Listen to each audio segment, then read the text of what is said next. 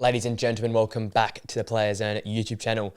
And we had another classic from the Euros last night as Croatia took on Italy. It was all to play for.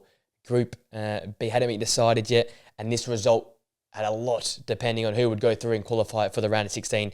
We had ups, we had downs, we had quiet moments, we had elite level moments in terms of entertainment. And in the end, Italy got a very important last kick of the game goal to draw the game 1-1 and to ensure they would go through to the round of 16, qualifying in second place, meaning it all but knocks Croatia out of the tournament as they only finish the end of the group stage on 2 points and very unlikely to qualify to the third place qualifiers with only 2 points. But the game was entertaining from start to finish, and unfortunately I'll touch on him at the end, but likely to be the last time we see Luka Modric in a Croatian kit in a major tournament, which is really, really unfortunate to see, because I guess for me personally, one of my favourite players to watch growing up, just a fantastic midfielder that dictated the game, controlled the game, and probably up there, for me at least, as one of my favourite midfielders of all time. Let's get into the match recap before we discuss about some key players in this game here. It started with the Croatians on the front foot in the early 5 minutes. Both sides looked to play the game differently. Croatia looked to be on the front foot a bit more progressive and attacking, whilst the Italians looked to sit in with that 5 back, play slowly, absorb as much pressure out of the game, take as much momentum out of the game as possible, take times with throw-ins, goal kicks, and set plays, pieces and plays just to take the energy out of the game, take the sting out of the game. In the first 5 minutes, though, it was Sucic who called Donnarumma interaction with a fantastic long shot. It's been a long shot type tournament so far with some amazing long shots going in, and this one tested and stung the gloves. Donnarumma had to come across and make the save with his left hand there to keep the game at 0-0 in the first 5 minutes. And stereotypically, like all Euro games so far in this tournament, the first 5 minutes were really key, with one side being on top, which was the Croatian side. However, the Italians settled into the game and they grew as the game grew older and older into the first half. As I said again, taking the pace out of the game and finding opportunities to wander forward and put the Croatian side under pressure. This advancement in terms of their possession and the territory battle saw Zaccagni have a chance ahead of the 21st minute, which just went wide of the post. It was the first warning shot from the Italians to the Croatians, as they would continue to increase their dominance of the game in terms of possession and chances come the first half here. From the 10th minute onwards, the Croatians really struggled to have that spark in the final third. The play slowed down. They just started to match the style of football which the Italians were playing with, and as such, it became a game that was living between the thirds, and that's not the game style that they wanted to play coming to this one here. They needed a high-intensity, high-paced style of football, because that was the only way they were able to break down the Croatians. And we've seen so far in this tournament, they've really struggled to create clear-cut opportunities in front of goal. Think back to that Spain game in match day 1. The only chances came from kickoff realistically. 2 good goals versus Albania, but then weak defensively. And then in this final game here, they were looking better defensively, but this was the wrong game to be good defensively. They needed to go forward and show opportunities on the front foot because they needed to win this game of football. But in the first half, it looked like it was the Italians that wanted to go and win that, with Bastoni denied in the 27th minute. He had a free header inside the 6-yard box, which was fantastically saved from Livakovic. And the header was a little bit too central, but another massive chance for the Italians. And once again, Bastoni showing his ability to head the ball when he was unmarked at the back post there from the second phase of that corner set piece there. Later on in the first half, it was Stanisic who missed his kick in the 31st minute. Croatia built and built and built towards the back end of the first half, and it was all off the back of this initial chance here in the 31st minute. Luka Modric down the right-hand channel, whipped the ball into the area across the ground. It was Donnarumma who got a strong right palm out, but it only went as far as Stanisic in the 6-yard box.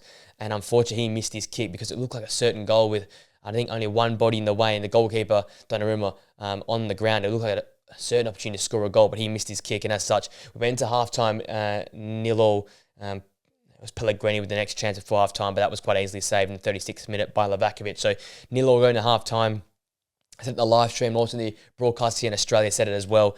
They needed to come out in the second half, Croatia, and just throw caution to the wind because, as I said, you need to try and win the game. You might end up losing it, but that's the way you have to go out, because you can't go out just to, playing this sort of pragmatic, slower pace of football and not willing to throw caution to the wind and try and win the game, because yes, they need to be defensively solid to not concede a goal, but you're not going to go win a game by just playing at 6, 7 out of 10 type intensity. You need to go all the way out to 10 out of 10. And they came out in the second half and did that. Budimir came on at half-time for Pasalic and changed the game for me in many regards. Didn't get many touches or no pivotal touch to find the back of the net, but his presence, his hold-up play, his pressure on the Italians was a big turning point in this game here. The biggest moment came in the 53rd minute after Croatia started the second half much better, with more intensity and more attacking football. Had a lot of possession in the opening moments of the second half, and eventually told where crossing to the area was handballed by Frattesi. His arm extended out, that left arm there extending out to give the penalty. After a long VAR check, it was Luka Modric to step up, and his penalty, it was tame, it was decent though, it was into the corner, but once again Donnarumma down low to make a fantastic save and to keep the game at 0-0. But only 30 seconds later, the ball would be whipped back into the area. It was Budimir got an important touch, a toe poke onto it. It forced a massive save out of Donnarumma, but out of all the players on the pitch, it was Luka Modric that was the first to pounce off the parried save from Donnarumma, and he put the rebound home to make it 1-0 in the 55th minute, and it sent pandemonium at the Leipzig arena. He was the man that worked harder to get into the box, and when you miss a penalty, it's very easy to get your head down, I guess, and be really out the game, mentally checked out. But he was a player that saw the opportunity, said, I'm going to go now and make a name for myself here. Got on the end of that parried save from Donnarumma and made sure he hit the target as well. A very hard effort on goal as he was falling towards the ground, but found the roof of the net ahead on top of Donnarumma to make the game 1-0. And you can see the emotion. He was on the floor, crying, hands in over his face there, tears in his eyes. There was pyrotechnics. There was noise all behind that Croatian goal there as the fans were going crazy. And at that point in time, it was advantage Croatia. They were going through in the second place with 4 points, whilst Italy was stuck on only the 3 points there. So a massive moment in that game there. After that point in time, the Croatians got deeper and deeper. They went more and more compact. They did very, very well. And as the game actually stretched on, there was a few chances for Croatia going forward in many regards as well. The biggest chance, I guess, for Italy after the first goal winning was Bastoni once again. The 61st minute corner whipped into him, unmarked yet again, but couldn't keep his header down and went flying over the crossbar. Italy struggling to break down Croatia. Croatia had a few chances with Perisic, Modric breaking away as well. Budimir had some half chances here and there. But they couldn't really find the back of the net. But they're still throwing numbers forward. They're still willing to try and score a second to seal the game off. And they probably wish they did score a second goal, because come the last kick of the game, in the 98th minute, it was a foul on Frattesi in midfield, but he got the pass off to Calafiori, who in this game, by the way, prior to that moment, was continuing to drive into midfield, was picking up positions all over the park, and the willingness to carry the ball and play the pass progressively. And it helped, because in that final play, he was the one driving forward. All the Croatians came to him to close down that space. It opened up the space, enough space for Mattie Zaccagni to whip that ball into the top right corner. A fantastic finish first time. Livakovic had no chance to make that save, and there was scenes once again, this time for the other end of the ground, as the Italian fans went absolutely mental, went bonkers, as Mattie Zaccagni secured Italy's spot in the round of 16. Who would have thought you'd be going so crazy for a draw? But that was just the group of death, and that's what we expected from this group. It was going to be down to the wire, and it was down to the wire. It was down to the last kick of the group.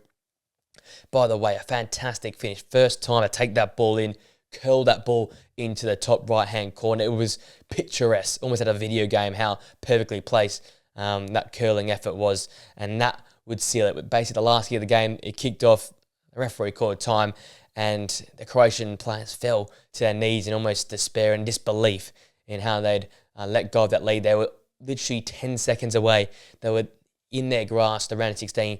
But in an attempt to grab a hold of that opportunity, they let it slip, and the Italians right at the end came through, pulled through. And as I say a lot here in the channel, use that aura, use that history of Italy in cup competitions that come through and secure a massive result, which means they will make it through to the round of 16 through the second spot here in Group B.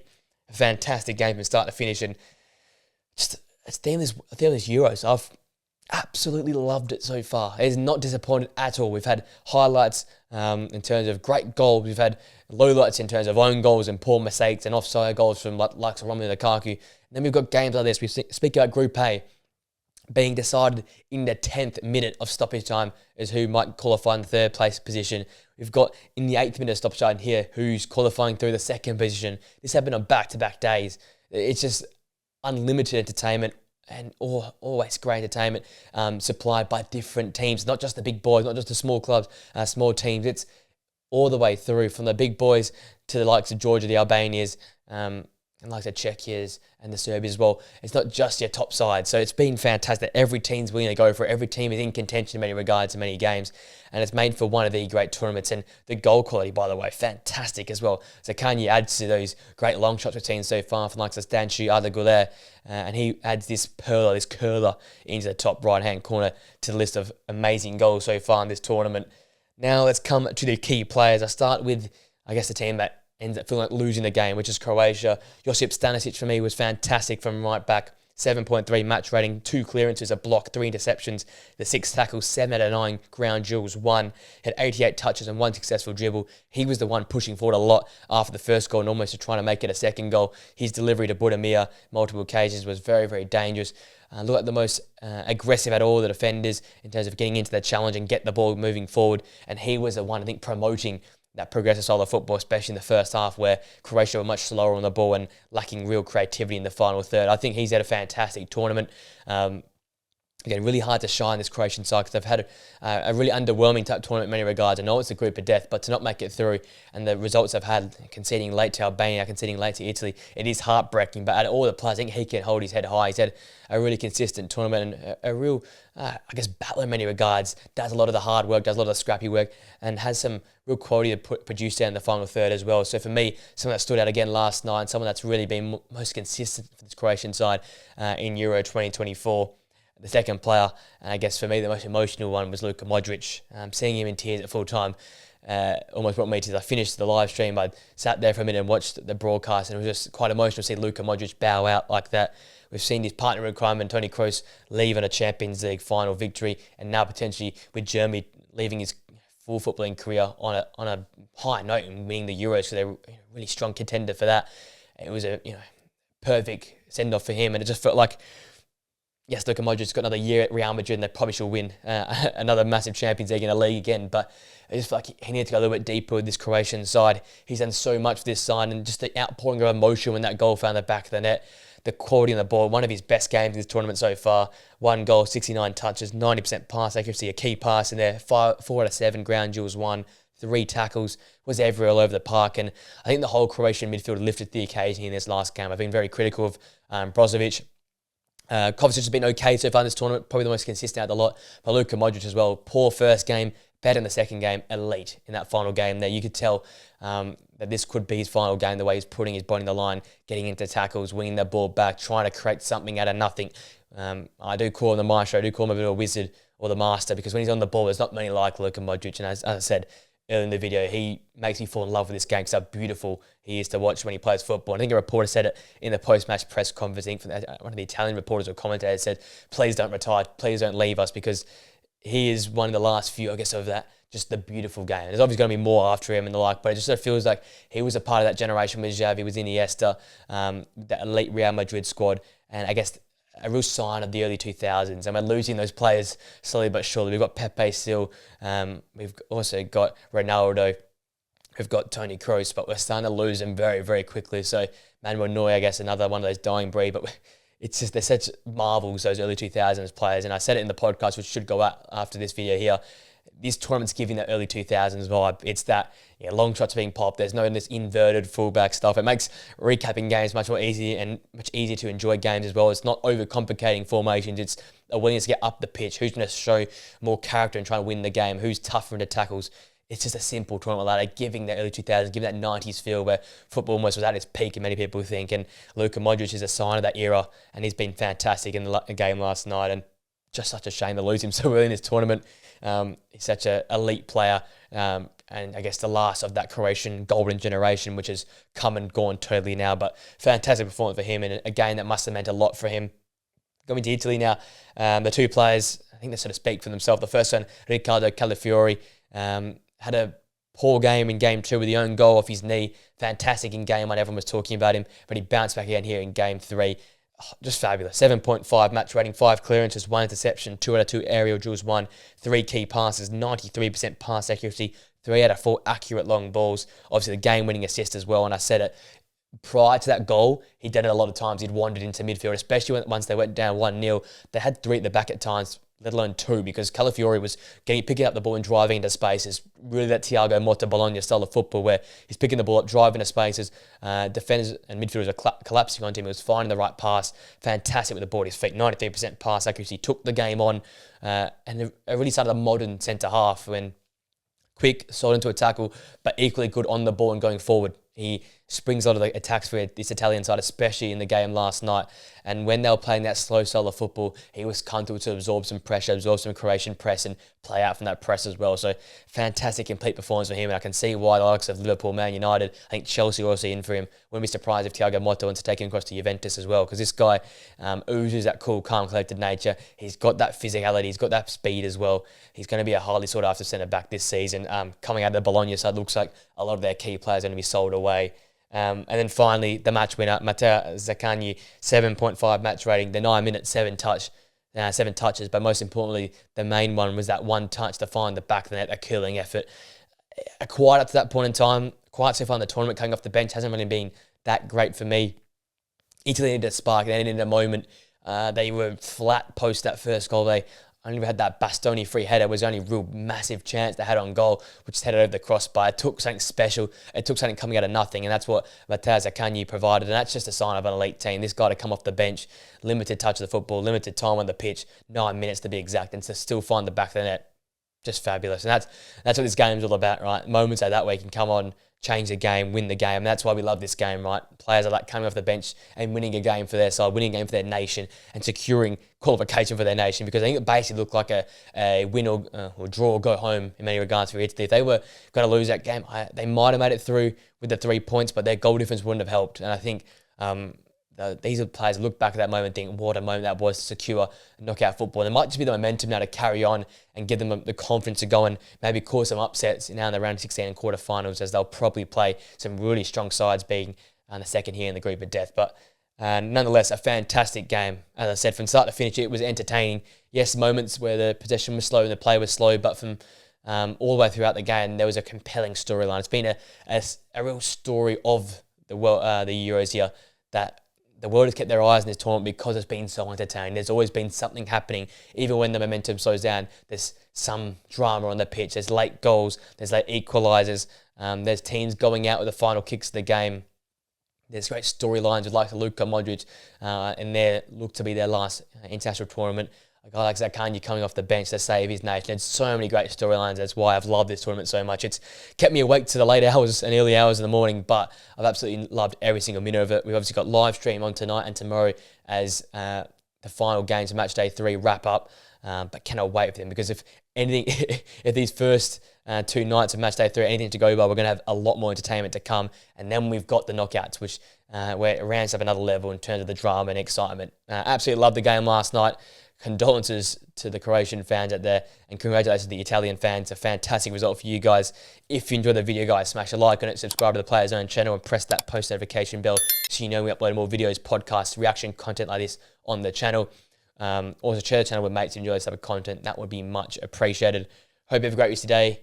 Enjoy the upcoming football, guys, and I'll see you guys in the video or podcast very, very soon. Till next time, guys. See you later.